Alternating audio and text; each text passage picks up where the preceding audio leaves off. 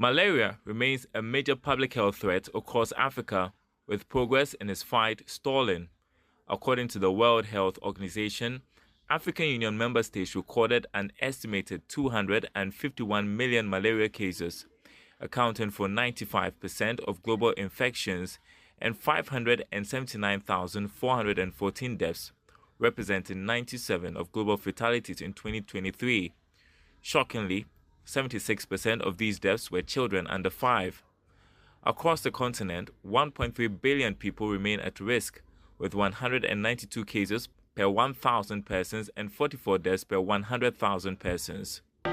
We set off to the Teshi municipality, a highly endemic malaria community, with a Malaria Youth Corps to raise awareness on the prevalence of the disease in the community. Here, we meet community members who tell me sleeping in the treated mosquito nets is hot and uncomfortable. I sleep in it, but to be honest, I don't have one. They are usually hot and uncomfortable to sleep in whenever they are distributed to us. We try our best to hang them on dry lines, believing that the chemicals reduce a bit after airing them out. Only then can we sleep in them. It's not everybody that can just wake up and go to the hospital like that. So I think if they can organize something like one health clinic, then people will be coming there so that they will test them to see if they've gotten that malaria or not. So they will give them the treatment and stuff. Due to the medicine that is in the net, because as the woman just explained, it is very highly this thing.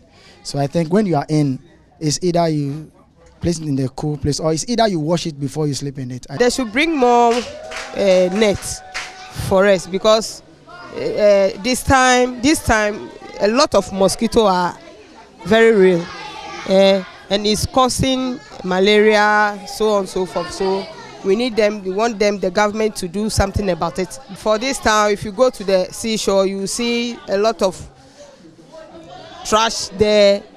That ones too can cause mosquito. So we need dustbin to be put around our area so that if you put it inside, the Zoom Lion people will come and take it. Funding gaps, drug and insecticide resistance, climate change, humanitarian crisis, and even invasive mosquito species continue to derail decades of progress. In 2023, global investment for the fight against malaria fell short of the $8.3 billion target, with only about $4 billion being invested. The funding gap has grown from $2.9 billion in 2019 to $4.3 billion in 2023, a widening deficit that threatens efforts to eradicate the disease. A critical setback came when U.S. President Donald Trump cut funding for USAID projects affecting malaria programs worldwide. Chairperson of the African Leaders Malaria Youth Advisory Council, Eleanor Klinogo, explains struggles with serious funding gaps, rising resistance to treatments and insecticides, and the increasing burden of climate change. These factors are pushing us further from our goal. We are not on track to eliminating malaria from the continent. So the World Malaria Report 2024 and the African Union Malaria Report 2024 has indicated that Africa bears the highest burdens of malaria. So we have 97% of deaths coming from Africa and 95% of global cases only from Africa as well.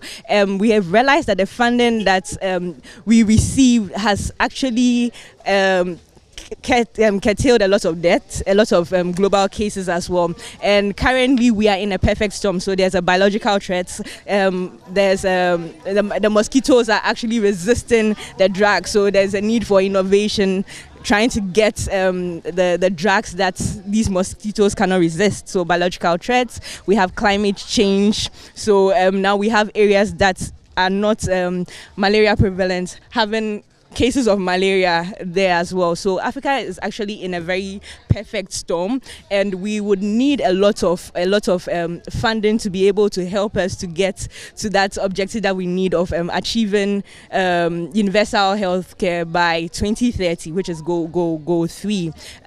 We are actually calling out to the government. We're actually in need of domestic funding. So getting the government to actually invest more into this fight against malaria. Klinogo further explains how dire the situation is. Every 60 seconds, that is every minute, a child dies from malaria, and that means that the nation is actually losing great nation builders. The nation is actually losing a lot of leaders. If every 60 seconds, if every minute somebody dies from malaria, which is preventable, as simple as it sounds, it's preventable. But then we realize that there's a lack of education within the communities. Despite these challenges, progress has been made. Between 2015 and 2023, reported malaria cases dropped from 2,137 to 146, with nearly 2 million children in Ghana, Kenya, and Malawi receiving the malaria vaccine between 2019 and 2023. But beyond funding and treatment, language barriers remain a hidden obstacle. Dr. Paul Wolanyo Baka explains how language barriers hinder malaria awareness and treatment efforts, especially in rural communities. One of the things that was an eye-opener coming to the Teshi community is with the language barrier, and then this has kettled trickling down of the vital information to the people. There are people down here in the various communities who can appreciate the language or can appreciate the education in relation to malaria elimination, and then we need them to have that. So we have to come down to their local languages so that they can be able to better appreciate it and then also join the fight towards zero malaria. We employ more people to enter into the communities, people who actually can relate to the people on that level in terms of the language. Despite not being on track to meet the 2030 target, 21 African countries, including Ghana, Kenya, Ethiopia and Zambia, have seen reductions in malaria case incidents since 2015. But is it enough? Can Africa still turn the tide against malaria? For Joy News, Stephen Mensah.